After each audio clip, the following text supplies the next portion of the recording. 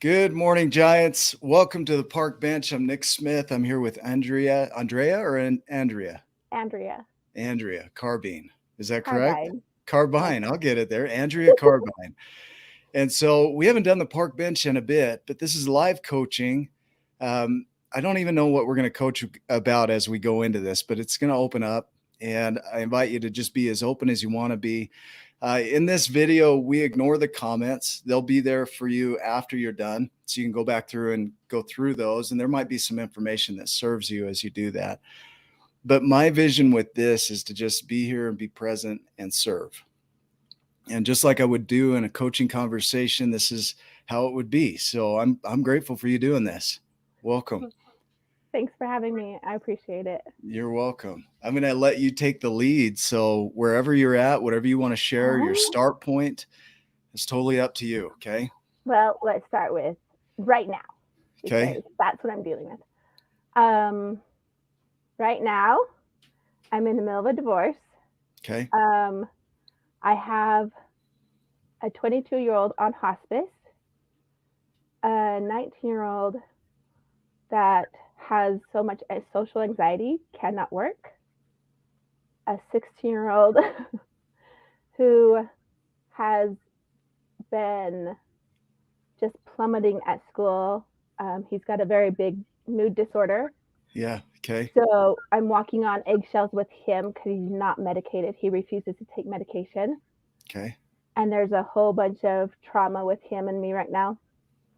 And my little one who just had surgery on December 1st and is recovering from that. Okay. And we all kind of share a house with my parents. Yeah. Okay. So we all share rooms. There's not a lot of space. So there's no personal space. Okay. So. Okay. So I'm gonna feed that back, and just what I'm hearing is you're going through the divorce. You've got challenges with your children. You've got one on hospice. You've got a lot on your plate. And this conversation is about you. Okay. So what's going on for you? So you don't have your personal space. You're trying to hold things together. Like, what's going on in here? You know what? Some days are really, really hard. Yeah. And just trying to process everything in my mind as I go to work or as I come home from work. I usually end up crying because that's my time. Yeah. As I'm driving and I'm like, oh, I can't see the road. That's all good. We don't need to see the road. Like you're just blinded by tears. Yeah, pretty much. Because as soon as I get home, it's like, okay. Most of my kids are empaths, so when things are off kilter, they know it. They know it. Yeah. And then it doesn't end well. Yeah. Okay. So they start responding that way, and you really don't get a break from it. I mean, your break is spent crying. Your emotions are so intense. Like when you're in it, let me just see if I can connect with this. So you're in it. And so you put on this mode of handling that as much as you can. And then you go to work on top of this. So you're working as well. Right. Yeah. And I just want to invite you, like you mentioned earlier, that you have a swear jar. Like if you need to swear or whatever in the show, like do it. Cause I may, there's just this overload. And so when you get your break and your free time, your mind just is probably processing all of that. And so you break down, right? Yeah, it's either that or I can't handle it, literally cannot handle it. And I have to left field and I can't process anything. I'm like, I got to shut down for a little bit because this is too much. And how do you do that? When you shut down, what do you do? I usually listen to music, go for a walk, watch K-dramas. I mean, that's pretty much all I can do. Yeah. Because I can't leave the house too often or too long. Yeah. Because my parents don't want to really watch my kids or care for my kids. Granted, they're all almost teenagers and adults. But yeah. Man, we're going to dive into you because this is where it's all occurring. Okay. because it's not that that's occurring inside of you. It's not that that's it, the creation. It's part of what you're experiencing. It's the events, right? These events are triggering within you emotions that are so intense that it's hard to manage them, right? Right. And I would imagine inside of this, as you become aware of your emotions, that there's probably, like you said, there's a desire to step back, a desire to run from it, a desire to maybe in some ways numb out to it. And you mentioned that you've been through therapy. Are you on medications around this? No. So you just handle it. Okay. Yeah.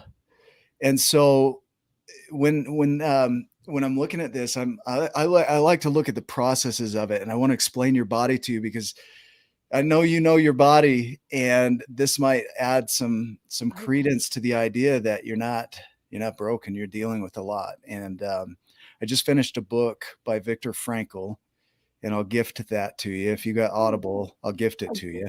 Okay. I don't know if I do or not. I'll have to Okay. check. Either way, I'll get it to you in print then. But it's called Yes to Life, right? And one of the things that he talked about is in the concentration camps, that it was so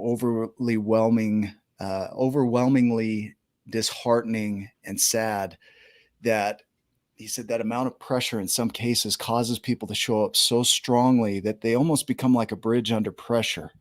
The more pressure you put on them, the stronger they become. But in our world, we see that as a dysfunction.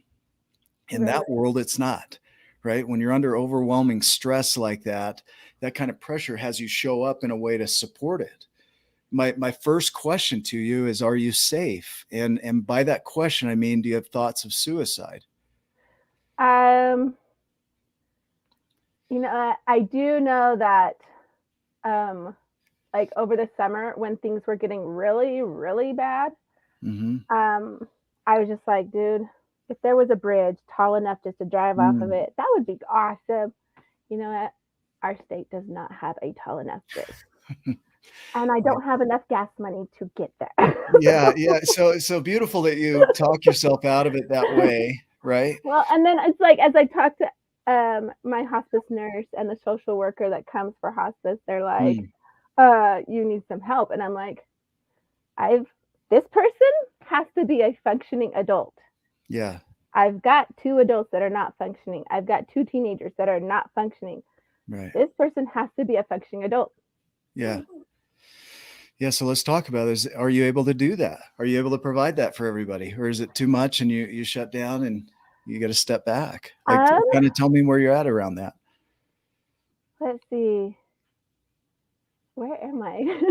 Yeah. And we're going to navigate this together. I'm like, self-check-in. Where am I at? Well, hang on to that. And let me just mention here, because there are people that are going to watch this that I had a conversation with a gentleman last night who did attempt suicide when he was 19 years old.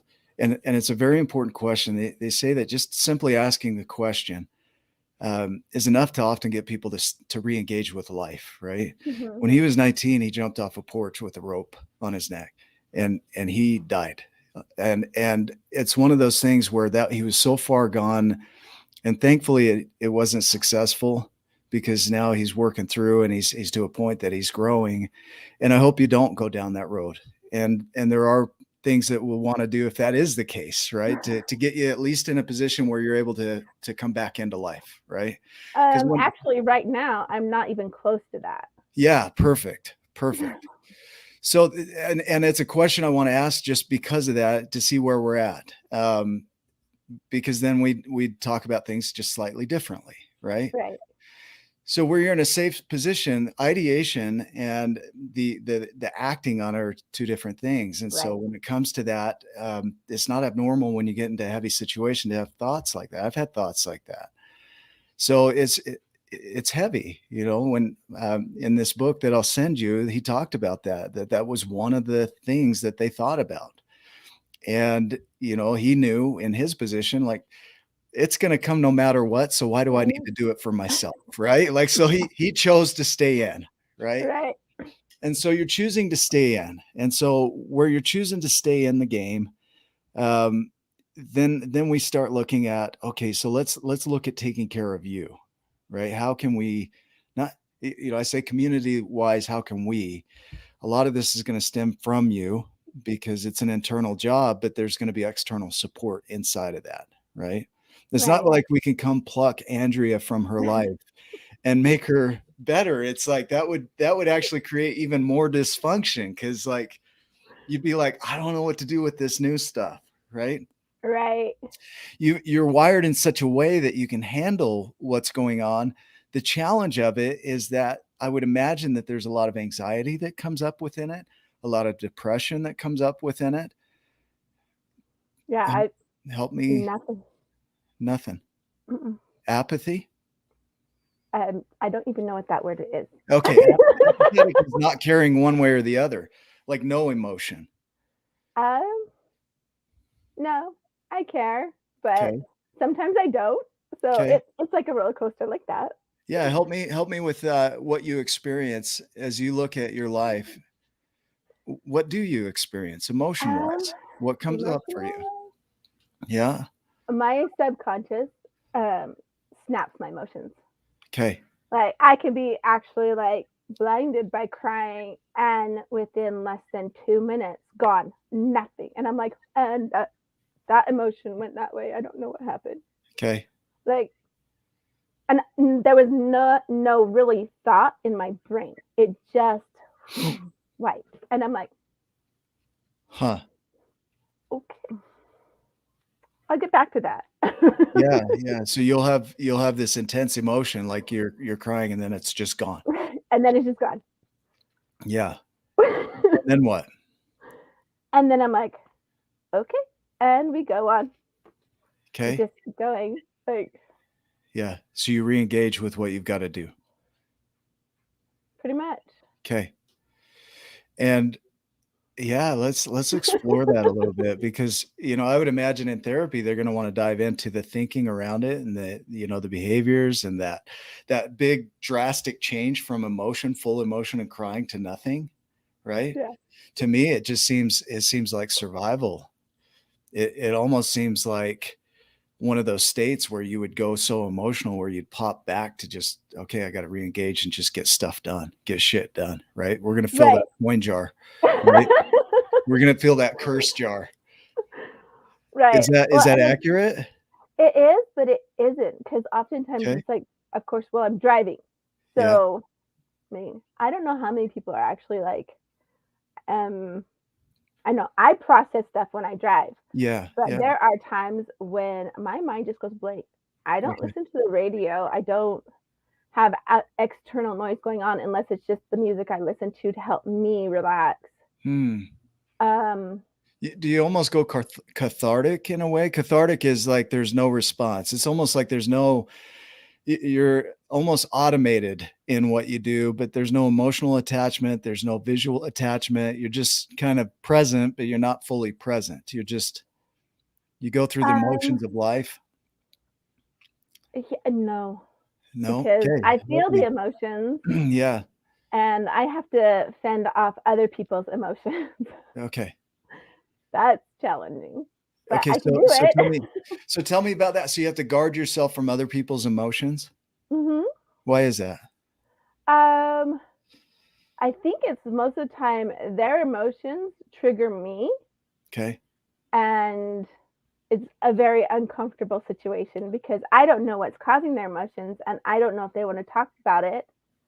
Hmm. And working where I work, there's a lot of people who've been through trauma and there's a lot of people who are in survival mode. And so I'm like going, well, I just need you to do this. Like, okay. Yeah, you turn into a machine almost, right? Like you have this ability and maybe this is part of that challenge and you can help me through this. This is what I'm asking you to do is help me through Okay. what you navigate, right?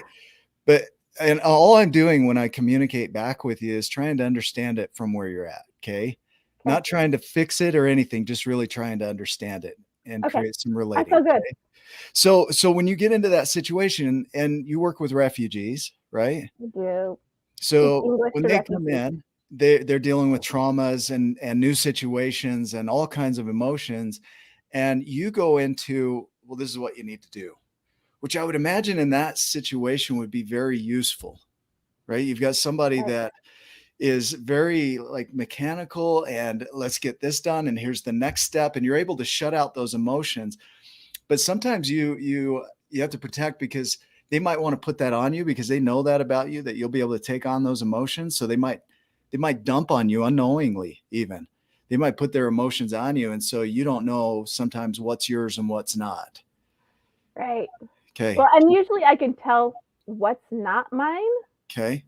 Because I know um, when my son decided to go into hospice this summer, I turned up the music at work Hmm. just so my office has another person who has very similar likes to me, but I needed her emotional energy because I was plummeting. Hmm. Like when the doctor's like prepare all of the end of life stuff, like get everything ready, and I'm like going, uh, okay, but I still have to work. Yeah. Yeah. Holy cow. So Yeah, I mean, anybody watching, and I see the comments popping up, but we're going to ignore those, like I said, for now. But I know there are going to be people that relate to this and that feel that empathy and compassion for you. You could probably sit with another human that's going through something similar and have a lot of compassion because of what you're experiencing. and I do that regularly. Yeah. So and And I've been through so much that I can help more people, and that's what I want to do yeah, because geez, helping more people sounds so much more fun than dealing with this. yeah, yeah. And the challenge on the other side of it is that that gets so pent up inside of you that it's compressed and packed down and packed down and packed down so that you can handle that load. But the challenge is that underneath it, this person, isn't being taken care of. Am I accurate? I take care of myself as best I can. Like Okay, I so work out at 4 in the morning. yeah, tell me about it. Like, I know that we'll laugh through some of this, and some of this is really serious, but laughter is a way of managing it too, And tell me about what you do to take care of yourself. So you Um, work out, yeah, 4 in the morning. okay, If it not before 4 in the morning, I'm usually up working out okay, every day. Then I go to work, come home, deal with my yeah, kids, um, and maybe if I'm lucky, I'll be able to go for a walk. okay, Um, if not, then um, I might fall asleep around 1. hmm, I've got kids who don't sleep. I think my 16-year-old went to bed at 5 this morning. hmm. So yeah. How does that land for you, experiencing that? Right now, I'm having more struggles with my 16-year-old than any of my other children. Yeah, okay, So it's been really difficult. yeah. What's it bring up for you? Um, Tell me how it's difficult. it's like where you just kind of want to flip them like this and say, "Stop it! You're being stupid." Yeah, okay, okay, Where you can see the train coming and they're on the tracks, and you're like, "And you're gonna die!" Like, yeah, yeah, okay, and there's nothing you can do. And as a parent, you have to stand there and just like, yeah, "This is gonna suck," and then I have to clean up after. okay. This is really gonna suck. Yeah, so I'm hearing some languaging in there. You're like, I have to clean this up. Right. I have to be the responsible one. Has that always been the case for you since childhood? Yeah. Were you, Um, tell me about growing up. What was it like at home? it was hard. My parents treated me different. Okay. Um,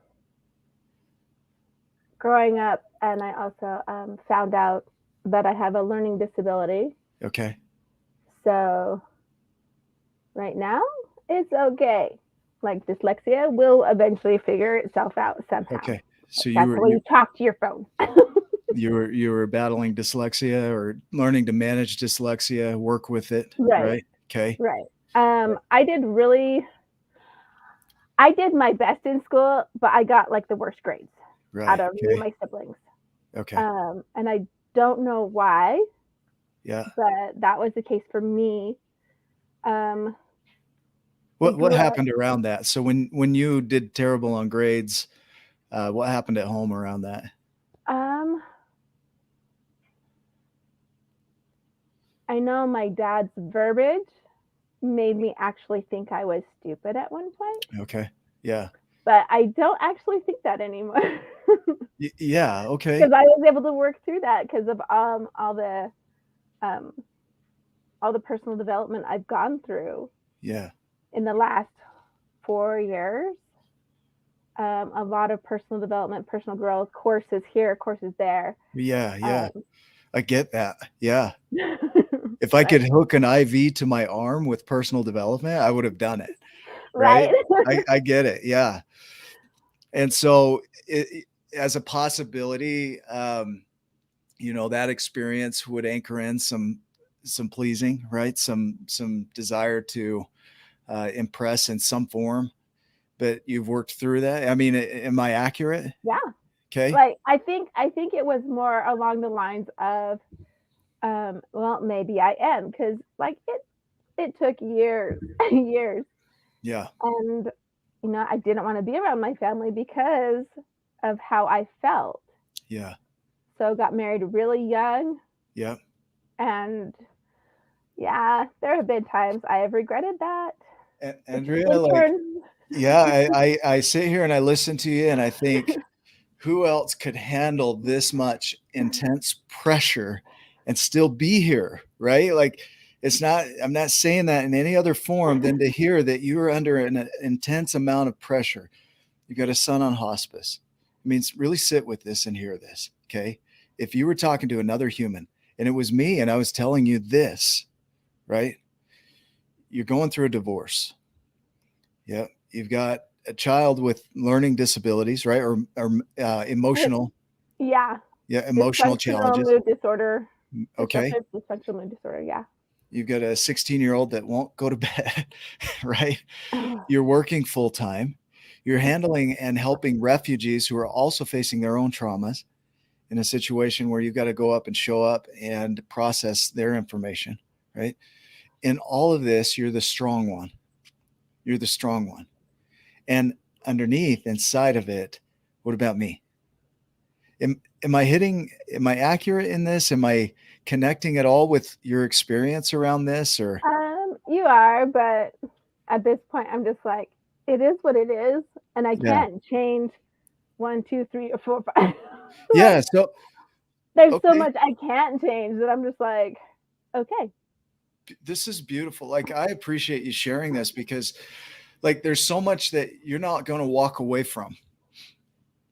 Is that right? You're not going to walk Um, away from, well, okay. So let me go back to the divorce. That's one thing that might, right?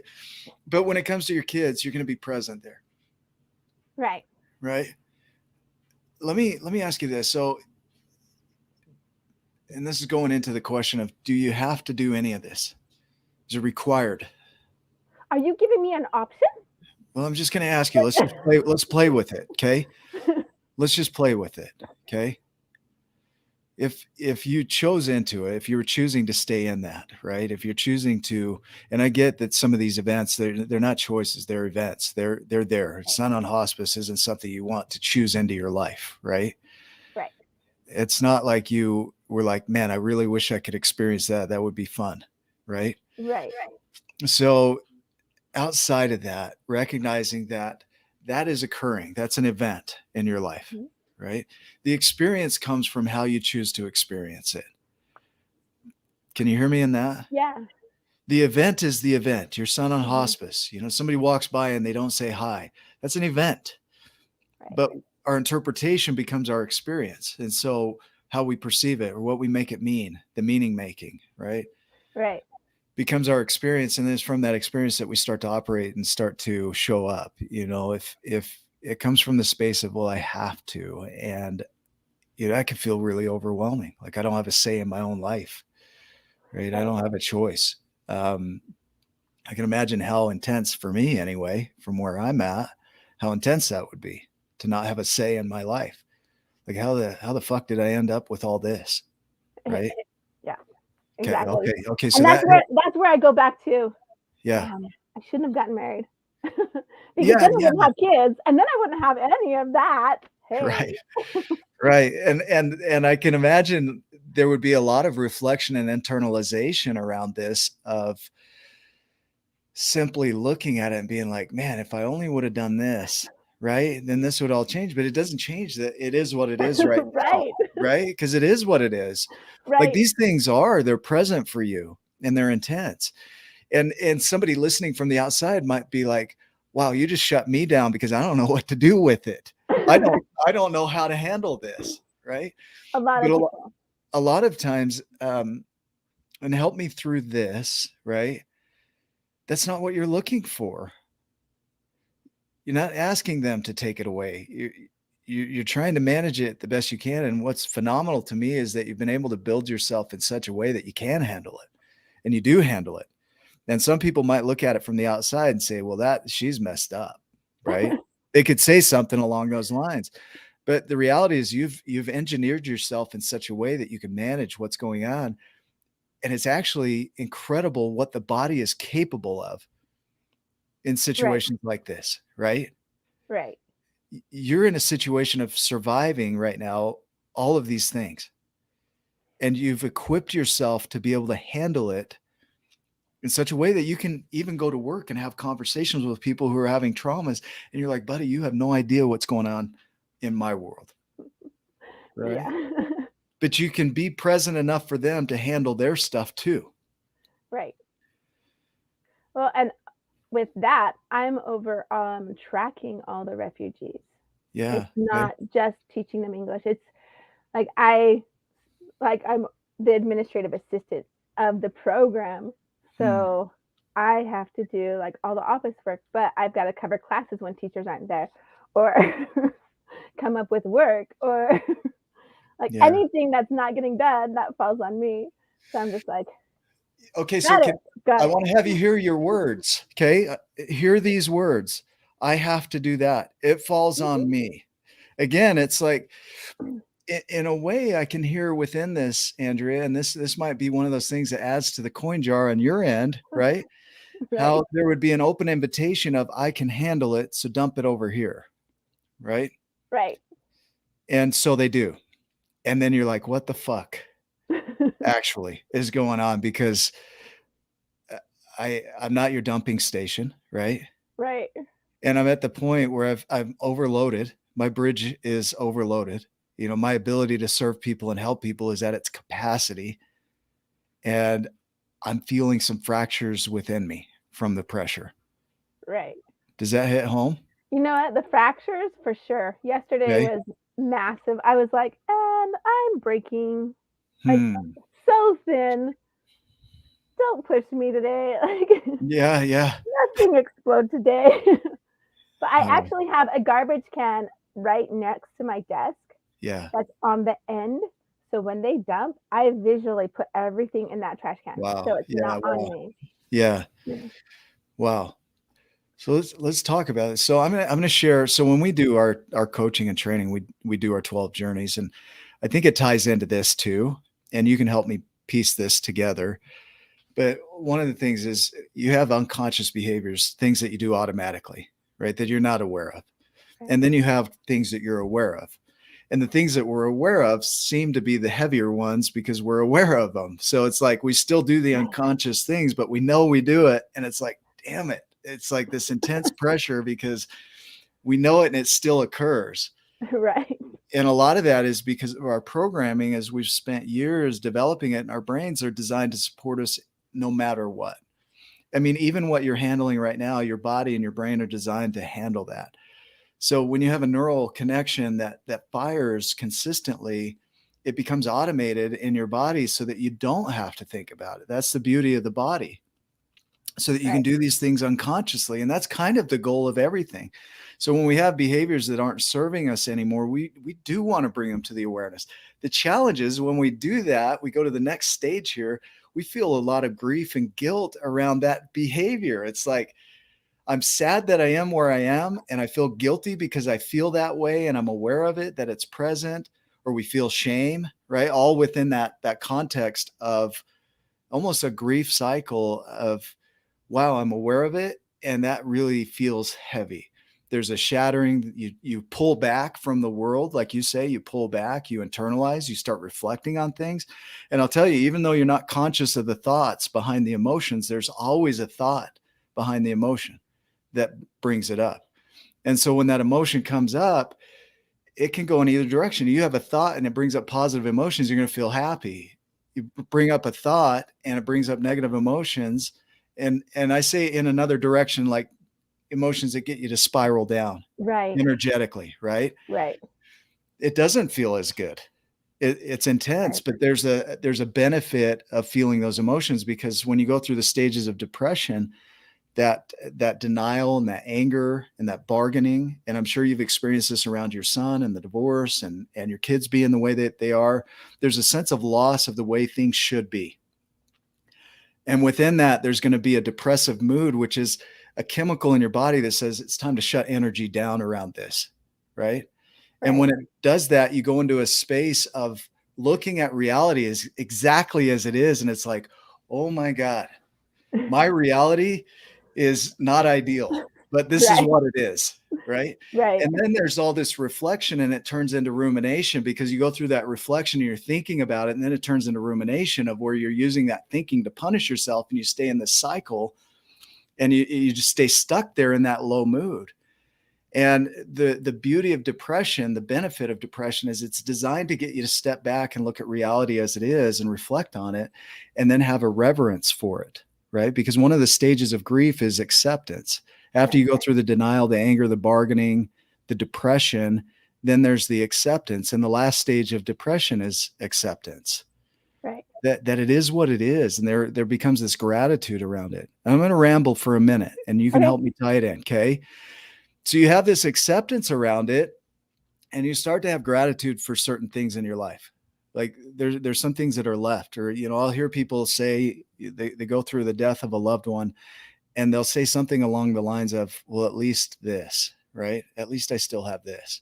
Somebody's home burns down. At least this didn't go. They find something to anchor into this reality that they're grateful for. And that can really shift the energy. So when I say acceptance, it's not acceptance that I love what is. I'm so good with what is.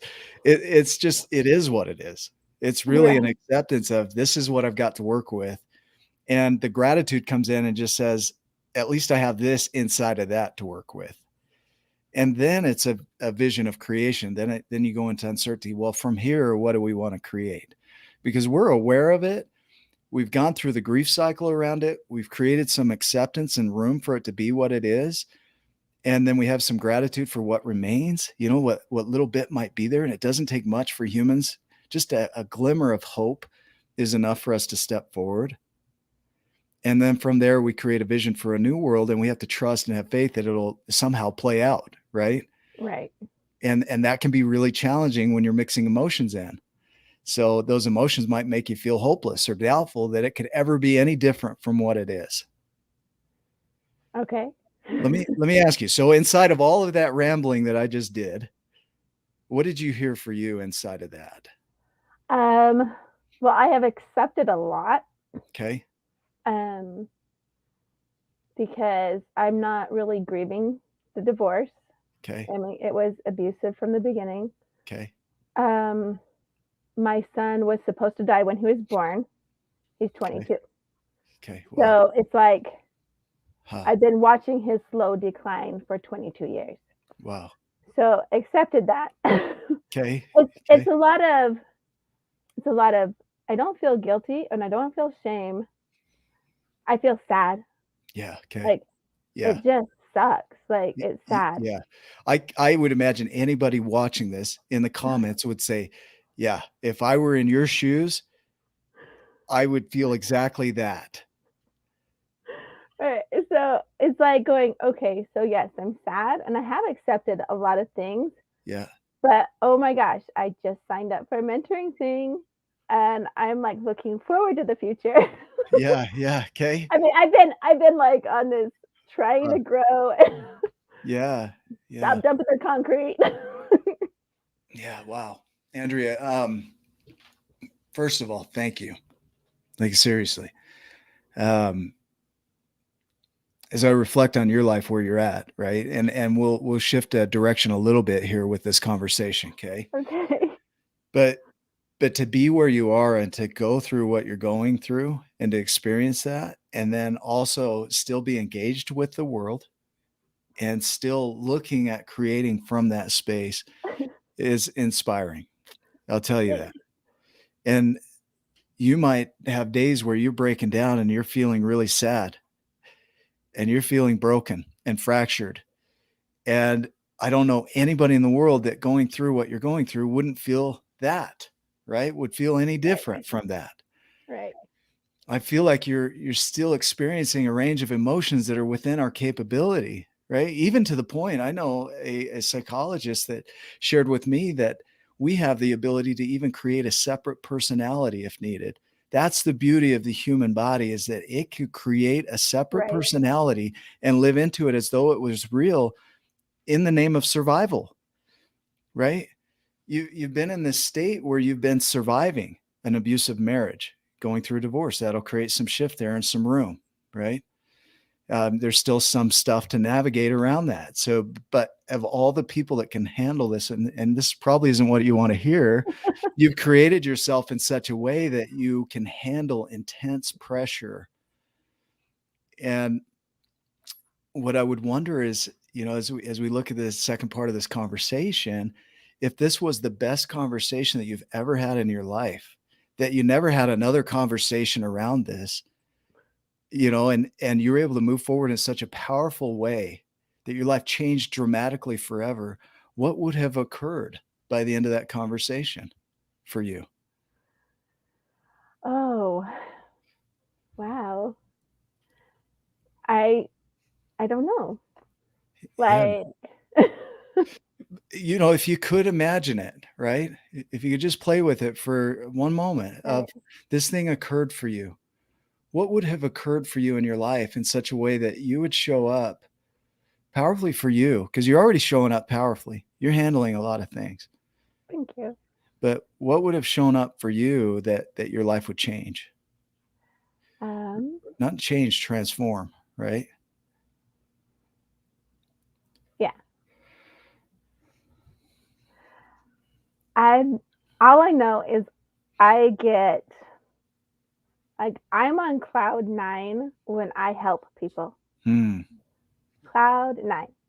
So my goal is to be able to public speak, help people, and be able to go from there. Huh. So if you could serve the community, serve maybe the world around that, speak Yeah. publicly, even coach like we're doing right here, help Mhm. people through these difficult things, you would be on cloud 9.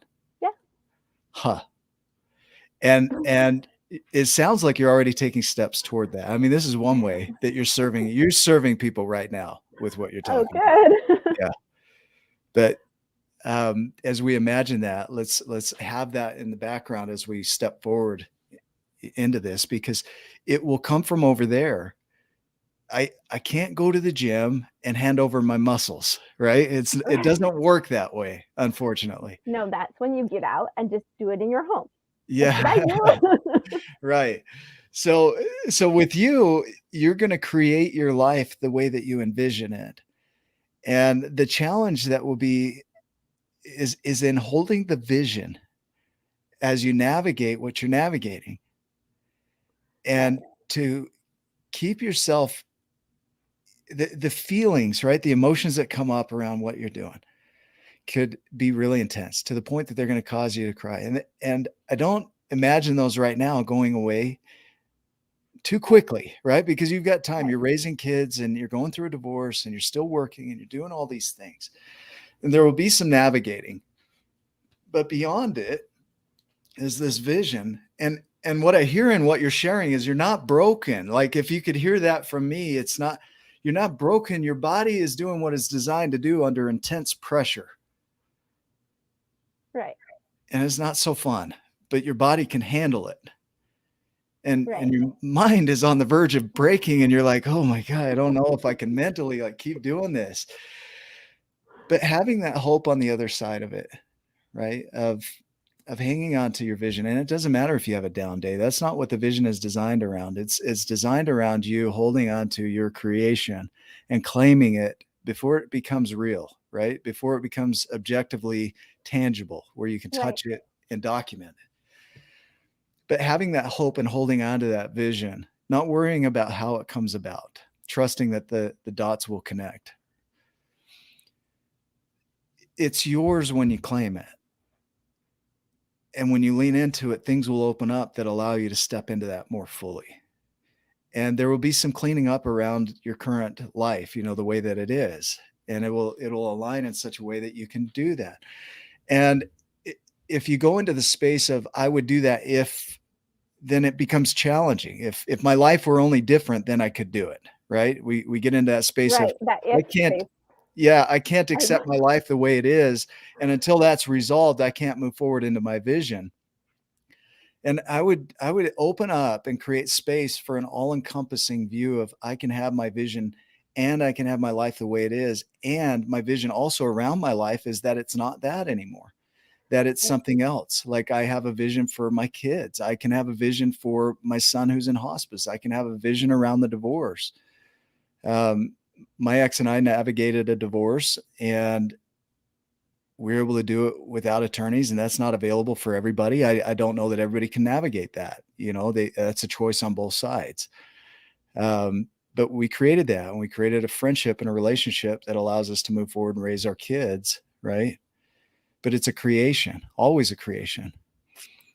And so it could be really easy to dive into a story that poor Andrea, right?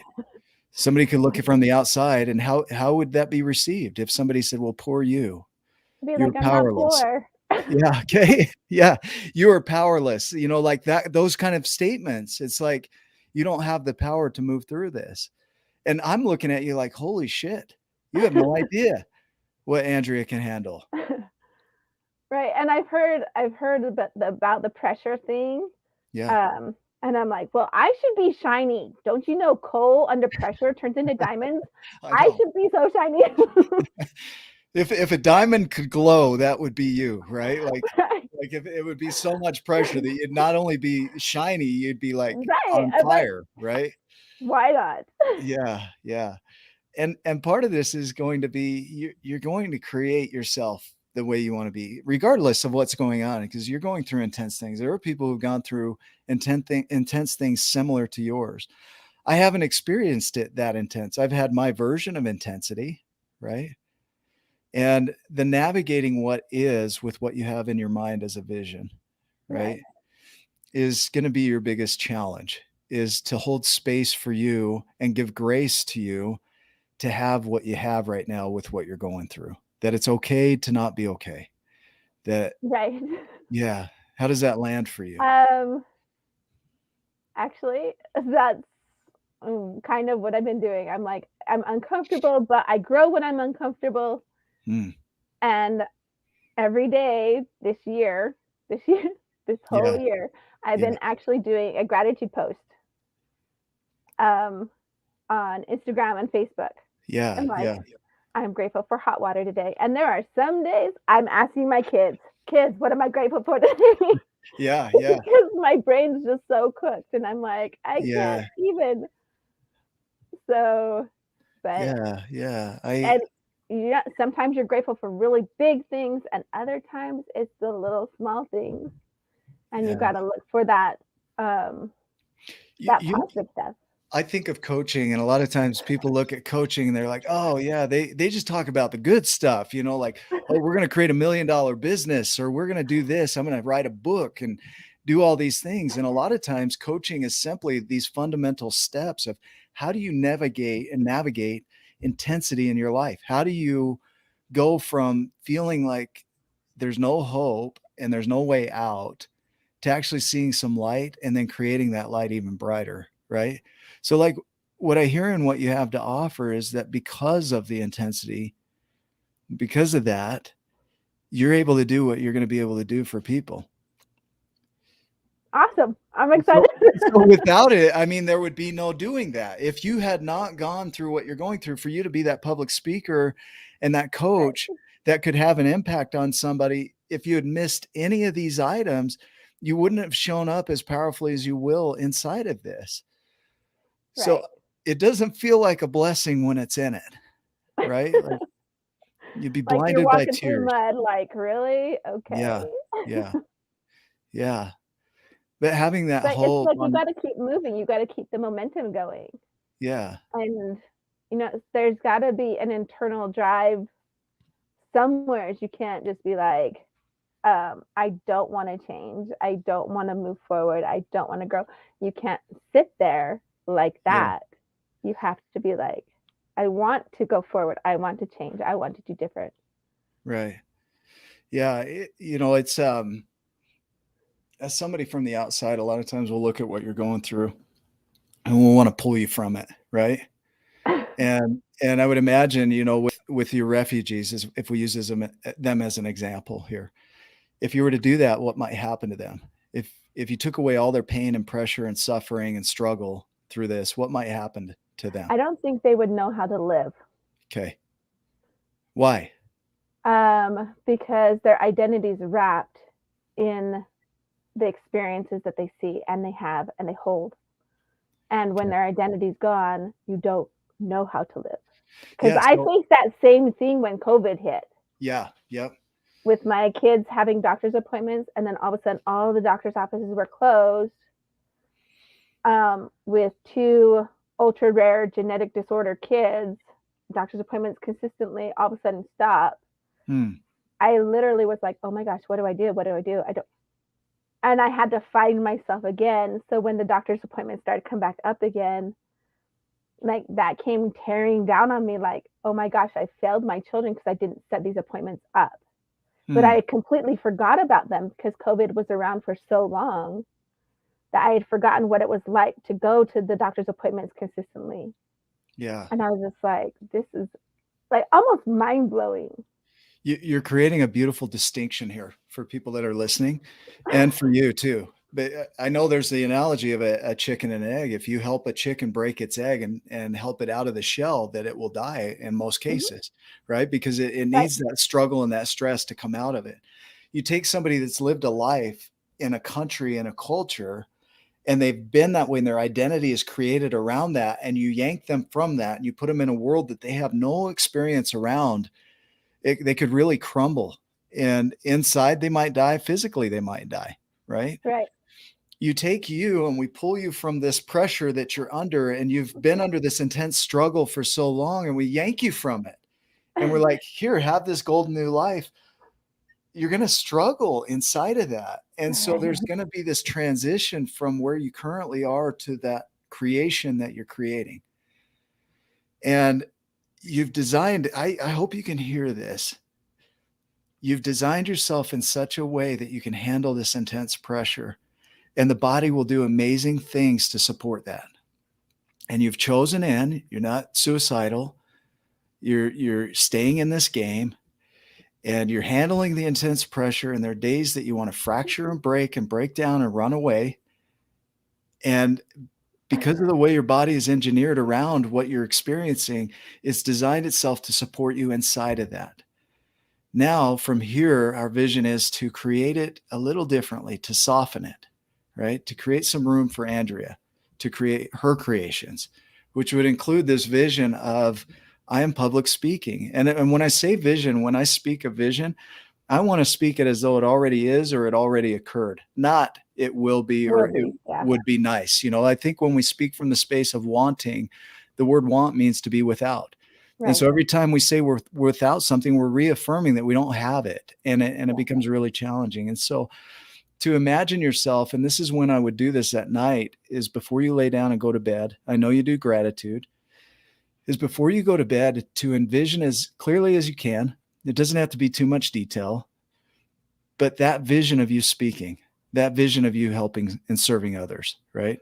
That vision of space around what is going on for you in your world currently, that there's room, that it's not this compaction like you're used to, that there's an opening up of room for you to start stepping into that. But before you go to bed, the reason for that is because before you go unconscious into sleep, you're going to carry with you your last thoughts. So if you're watching TV, it's going to kind of carry over into your dreams.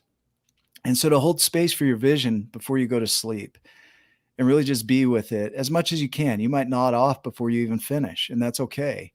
But it starts to implant in your unconscious mind that this is your new reality. And you want to speak of it as though it already is. And then as you wake up in the morning, your gratitude and appreciation and jumping out of bed with a new hope for life is going to open up some room around what is. Like, it is what it is. You're going to wake up tomorrow morning and all of this is still going to be present. It's not like we have yeah. Disappear. But it very well could be. I mean, the miracle of life is that things can happen quicker than we can even imagine. And so time is relative for us, but it's not relative on the other side of it. You know, the things that go to work, the physics, they transcend time. They're not bound by time. Right. So this thing that you want to create isn't bound by time. And so it'll go in any direction to help support you, any direction, up, down, north, south, east, west, right? All of that. It's going to go there, and it's going to go forward and backward in time to support you with the laws of physics, the way they're designed. And so your job isn't to worry about the mechanics of how it's going to come about. Your job is to hold the vision clearly and to have hope for it, Andrea, because why not? Right. If they can do it, I can do it. Like, why not me? I can see me doing that. Yeah. How does that land for you, though? How do you hear that for you? Or what do you see in that? Or what do you know from that? I get excited when I'm like getting ready to like enter this journey, because I just happened. Like, I just barely signed up for this. So I'm like going, okay. So it's a brand new journey that I'm starting. And I'm so excited about it. So I'm just like, okay, jump in. Yeah. And I love that there's this excitement, even though all of this stuff is still going on for you, there's still this excitement and hope for the future that my present as I experience it will always be the present. It's always going to be right now. But there's going to be a version of it that comes into your space that's totally different from what you're experiencing right now. And this will be a faded memory. And it'll all be a creation of Andrea. And that hope allows you to step forward and take another step, even if it's a small step, right? And it's not like you have to be on your A game for this to come about. You're going to have days where you're like, you're filling that coin jar, right? You're going to have days where you can't see the freeway. And it's not going to compromise your creation because you're claiming it already. It's yours. So you hang on to that hope. And we need hope. Like, everybody needs hope. We do. And I think people give up when they lose that hope, you know, and that vision. And so there's importance in having vision. And I don't see you as broken. I don't see like, well, she needs to be medicated as a possibility. If it serves you to be medicated, then do it, because it would help you level out some of the emotions. And for some people, it really serves them to have that. And I recommend that, right? Right. If it doesn't serve you and you feel like you don't want to do that, then don't do that. And you just know that your body's doing what it's designed to do under intense pressure. You have a lot going on. Giving grace to that is just giving you room to recognize that maybe I'm not broken. I'll go off on rants, so you interrupt anytime you want. So, oh no, I'm getting a lot. As I, envision all of this in my mind, I've gone through dark things. I've gone through hardships. I've gone through struggles. People never rescued me, but they gave me space to be me, which is important. And so I was choosy about who I would open up to. And I had certain people that I could count on that if I was really struggling, I could lean on them. And that really helped me. But I never made it their responsibility to pull me from it. I just needed somebody to just hear me for a minute. And then I know what to do. Right. And I hear that in you, is that you're really coming from this of, you have no idea how strong I am. Like, I'd like to see you do as well in the same situation, kind of a thing, right? Like I have you totally offered my shoes to several people who are like, yeah. "Oh, no, don't do that, don't do that. You need to do this." And I'm like, "You want to take over?" Like, Yeah, it's right, like, right. "Oh, man." Come on over here and put these on. We'll see Right. how you do. Um, you're handling it in the way you know how to handle it, and your body is supporting you in the way it knows how to support you, and I'll tell you, and I'll send you that book, so make sure you DM the address where to send Okay, that, and I'll get okay. that to you. Um, but your body is designed to handle intense stress, and a lot of people, they show up even more powerfully when they're under pressure, and a lot of my creations have come from the darkness, from the down energy, Mhm. because there's this desire to shift it, because you Right, get down there and you're like, "I don't wanna be here," so you look for ways out, right? And so a lot of my creations, my books, my poetry have come from that space of feeling really down. And so it can serve you. It's not your enemy. A lot of people look at it as the enemy. It's not your enemy if you'll let it do what it's designed to do. right. Don't Yeah. dwell in it. Yeah. So I think a lot of us get stuck in our story of I'm powerless. I need to be rescued. There's a quote out there that says no one is coming. No one is coming to rescue you, right? And that's a harsh statement. Oh, No but it's one is so coming. true. Yeah. Right? And you are your rescuer. You are your power. You are your and I don't even like this term, knight in shining armor, right? You are that. And so your creation, your vision is what carries you out of that. Your vision, that gives you hope, because otherwise it's really hard to step the next day. It's like, I can't. Right? Yeah. So having And something to look it's forward okay to. to have those down days. It's like a reflection time to go, Yeah. Yeah. "Okay, this is a lot, this is a lot. Let's see, what can I do to shift?" Yeah. And the next day is a new day, and wow, when you wake up in the morning, you have another day to go forward. Yeah. Yeah. Yeah. And it's a re-engagement. So for you, when you envision your vision at night, and do it at night. Don't do it in the morning. There's too much going on in the morning, and we've got to re-engage with this, the reality. But at night, we don't. It's our time to step into dreamland, and there's a consolidation of energy. So your brain goes through and it flushes. And during the day, microglia are going in there and cleaning up, because you can't have enzymes in your brain. So the microglia clean it up, and then the brain flushes it. And so it consolidates the brain damage of the day, right? Right. In that, as you program it at night and you step into your vision, you're creating that, so that starts to become a foundational program in your mind. So in the morning, when you go to engage, you're going to look at everything as a possibility. Every conversation, even the conversations that go bad, even when you get angry, all of that, it all supports your vision. It will all support. So you just got to trust that every step you take is the right step. Right. Yeah. I want to briefly hit the 12 journeys, so that you can have these as an anchor point wherever Okay. you're at within them. So, number one is unconsciousness. You're unaware. Number two is awareness. Number three is that grief, gratitude, mourning, sadness, all of that. Okay. Number four is acceptance, that it is what it is. Number five is gratitude. So you have that gratitude for what is. Then you go into uncertainty, and what pulls you through uncertainty, what creates certainty and uncertainty, is the vision. That gives you hope, and that pulls you through uncertainty. So step 6 is uncertainty, and it's necessary. All of our creations come from uncertainty. That's where everything is possible. 7 is vision. So if you're lost from your vision, re-anchor to your vision. Number 8 is surrender, letting go, just trusting it, that to a higher power, a higher self, Right. whatever it is, that it's going to come about. Number 9 is nurturing, right? So you're Yeah. nurturing whatever comes. Every dialogue, every conversation, every step nurtures that. Number 11 is feeling good. So taking care of yourself, finding ways to re-anchor yourself and resettle back into the present and re-engage with life. And there will be days where that's going to feel really hard. Right. Yeah. So feeling good is another step. And then finally giving back, which you'll do through your coaching and your speaking. Okay. That's part of your vision. And you naturally want to do that when you go through these journeys. And so as we wrap up here, my question for you is, did this serve you? Yeah. This helped me actually a lot. Do you know what to do from here? I have a really good idea. So Yeah. I gotta write it all down. Perfect. So drink a lot of water as you process this, because you might rid yourself of some things as you go through this. And so drink a lot of water over the next few days as you process it. But go capture these thoughts and these downloads as soon as you can. Yeah, I'm Okay. excited. Awesome. Is there anything else I can do for you today?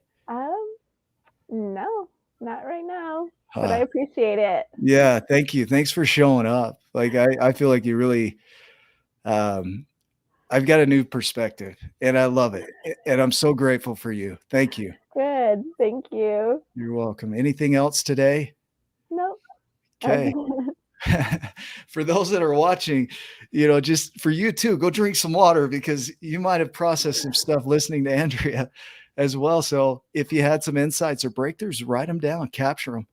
It's really vital because those are yours. Those aren't mine. So capture them, write them down, and then implement them. Go plug them in. So thank you for being on. Love you guys. We will see you on the next episode. Take care.